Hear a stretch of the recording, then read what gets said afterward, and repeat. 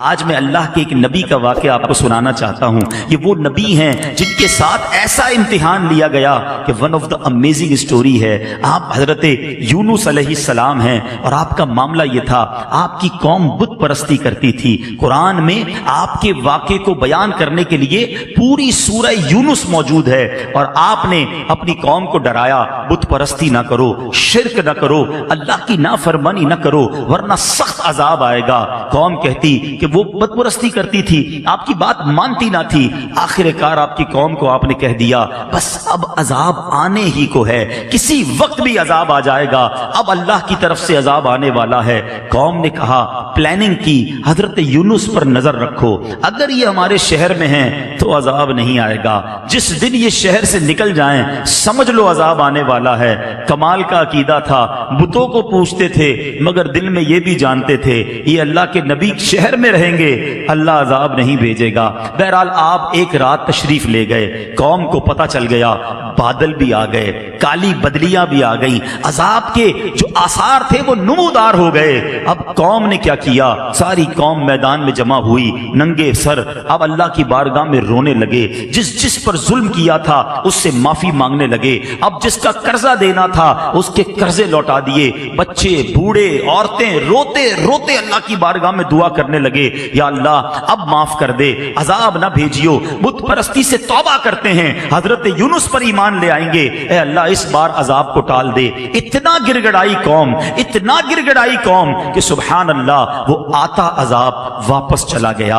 ادھر حضرت یونس علیہ السلام باہر شہر سے یہ سوچ کر چلے گئے تھے کہ جب میں واپس آؤں گا اس قوم نے تباہ ہو جانا ہے, مگر جب آپ واپس آئے تو کوئی عذاب نہیں آیا تھا, ایوری تھنگ از اوکے.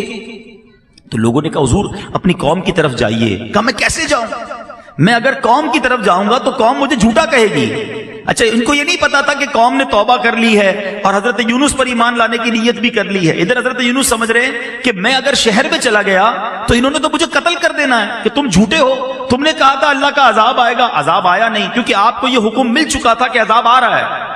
اب آپ اسی جس کو کہیں کہ کیفیت میں اس شہر میں داخل ہونے کی بجائے آپ باہر گئے, کشتی میں سوار ہوئے اور اس شہر سے باہر کہیں جانے کے لیے روانہ ہو گئے.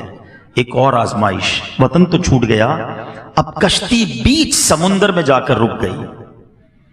اب اس زمانے کی قوم کا ایک اصول تھا کہ جو بھاگا ہوا غلام ہوتا تھا نا, وہ جب کشتی کہیں رک جائے تو سمجھ لو اس کشتی میں کوئی بھاگا ہوا غلام ہے. اب انہوں نے کہا کون ہے, تو ایک قرآن دازی ڈالی گئی اور اس قرآن دازی میں حضرت یونس ہی کا نام نکل آیا. بھری کشتی سے بیچ سمندر میں آپ کو انہوں نے دریا میں سمندر میں ڈال دیا. There is no life jacket on that time, کوئی لائف جیکٹ نہیں تھا, آپ کو سمندر میں ڈال دیا, کشتی آگے چلی گئی. اللہ کے نبی ہیں. آزمائش دیکھو, تو ایک بڑی سی مچھلی آئی اور حضرت یونس علیہ السلام کو اس نے نگل لیا. آزمائش پر ایک اور آزمائش, اللہ اکبر. مگر زباں پر شکوہ نہیں تھا, شکایت نہیں تھی کہ یا اللہ تیرا نبی اور میرا یہ حال. اللہ اکبر, آپ کی عاجزی دیکھیں, آپ نے اس مچھلی کے پیٹ میں وظیفہ کرنا شروع کر دیا. اور یہ کون سا وظیفہ تھا, لا الہ الا انت سبحانک انی کنت من الظالمین. جو آیت کریمہ ہم پڑھتے ہیں نا, یہ کہاں سے ملی ہے؟ یہ حضرت یونس علیہ السلام نے مچھلی کے پیٹ میں اس کا ورد کرنا شروع کر دیا. ایک عاجزی کا انداز تھا, ایک گر گڑانے کا انداز تھا, ایک توبہ کا انداز تھا. آپ پڑھتے رہے, مچھلی کے پیٹ میں رہے, کئی دن مچھلی کے پیٹ میں رہے. اس مچھلی نے آ کر کنارے پر آپ کو اگل دیا. اب جب آپ کنارے پر آئے, کمزور ہو چکے تھے, جلد بھی آپ کی بالکل نرم ہو چکی تھی, کھڑے ہونے کی بھی ہمت نہ تھی. اللہ کی شان دیکھیں, اللہ نے وہاں ایک کدو کی جو بیل تھی, ایک چھوٹا سا پودا آپ کے قریب اگ گیا, اسی سے آپ کو خوراک ملی, انرجی ملی, صحت ملی. اور کچھ دنوں کے بعد جب اپنے شہر آپ واپس آئے تو لوگوں نے آپ کو بڑی عزت کے ساتھ ویلکم کیا, آپ پر ایمان لائے اور ہنسی خوشی وہ زندگی گزارنے لگے. میرے میٹھے اسلامی بھائیوں, میں نے یہ واقعہ آج کیوں بیان کیا؟ There are two reason. پہلا ریزن تو یہ ہے کہ قرآن سے محبت بڑھے, لوگ تلاوت قرآن کریں, سمجھیں کہ اللہ نے کیسے کیسے واقعات. آج اپنے بچوں کو بٹھا کر لوگ پتہ نہیں سنڈریلا اور امبریلا کی سٹوریاں سنا رہے ہوتے ہیں. ارے بچوں کو قرآن کے واقعات سناؤ, بچوں کو نبیوں کی باتیں بتاؤ. بتاؤ پچھلی قوموں پر جو عذاب نازل ہوئے اس کو بیان کرنے کا قرآن میں ایک مقصد علماء نے یہ بھی بیان کیا تھا کہ تم ایسا نہ کرنا، تم یہ غلطی نہ کرنا۔ دیکھو پچھلی قوموں میں کسی نے معاذ اللہ بدکاری کی، عذاب آ گیا، جھوٹ بولا، عذاب آ گیا، ناپ تول میں کمی کی، عذاب آ گیا، بچوں کے ساتھ برے فعل کیے، عذاب آ گیا، بت پرستی کی، عذاب آ گیا۔ ایسے ایسے عذابات ذکر کیے گئے کہ دیکھو تم یہ نہ کرنا۔ مگر آج ہم قرآن پڑھتے ہی نہیں ہیں تو سمجھیں گے کیسے کہ کیا کیا نہیں کرنا ہے؟ بدقسمتی سے اگر آپ یقین کریں، تھورلی دیکھیں نا، تو پچھلی قوموں نے جو ایک ایک گناہ کیا، ایک ایک غلطی کی اور عذاب آ گیا نا، آج ہمارے اندر وہ ساری غلطیاں نظر آ رہی ہیں۔ یہ تو یقین کریں ہم نبی پاک کے امتی ہیں، یہ سرکار علیہ الصلوۃ والسلام کا کرم ہے کہ ہم پر اس طرح آسمانی عذاب نازل نہیں ہو رہا۔ لیکن دیر از اے ڈے، ایک دن تو ہے نا جس دن جواب دینا ہے، پھر ایک دن تم سے ہر نعمت کے بارے میں سوال ہوگا۔ ادھر کیسے جواب دیں گے کہ قرآن میں بتایا تھا جھوٹ نہ بولنا، قوم عذاب میں گرفتار ہو گئی، قرآن میں بتایا تھا ناپ تول میں کمی نہ کرنا، میں نے اپنا عذاب ان پر بھیج دیا، قرآن میں بتایا تھا بدکاری نہ کرنا، اس قوم پر میں نے اپنا عذاب نازل کیا۔ پڑھتے تو جواب دیں گے نا، تو پلیز یوں نہ کرو، قرآن سے دوستی کیجیے، قرآن کو تھام لیجئے، قرآن پر عمل کیجئے، یقین کریں لائف بہترین ہو جائے گی۔ اور اب دوسری بات جو اس واقعے سے سننی ہے کہ حضرت یونس علیہ السلام کے اس واقعے سے سیکھنا کیا ملا؟ صبر۔ کیسا صبر تھا! آپ سوچیں، اللہ کے نبی ہیں، وطن چھوٹا، کشتی سے پانی میں ڈال دیا گیا اور مچھلی نے پیٹ میں نگل لیا، ان تمام باتوں کے باوجود زباں پر شکوہ نہیں تھا۔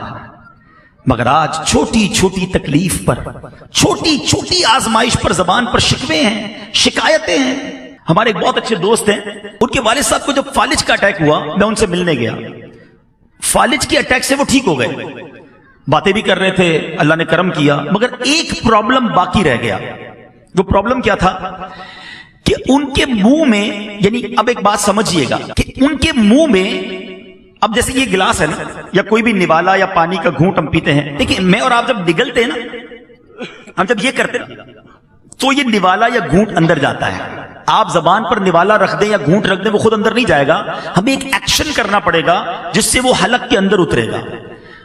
ان صاحب کو بیماری یہ ہو گئی کہ سارا جسم ٹھیک ہو گیا، جو فالج ہوا تھا دماغ میں اس کا ایک حصہ ڈیمیج ہوا، اور یہ دماغ کا وہ حصہ تھا جو انسان کے اس ایکشن کا آرڈر دیتا تھا کہ انسان حلق سے نوالا اتار لے۔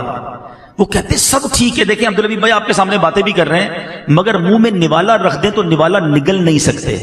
میں نے کہا اس کا علاج کیا ہے؟ کہتے ڈاکٹر، بڑے بڑے ڈاکٹرز کو دکھا، میں نے بتایا نا بہت بڑے، اللہ نے بڑا نوازا ہے ان کو۔ کہتے ڈاکٹر کہتے ہیں کوئی علاج نہیں ہے، انتظار علاج ہے۔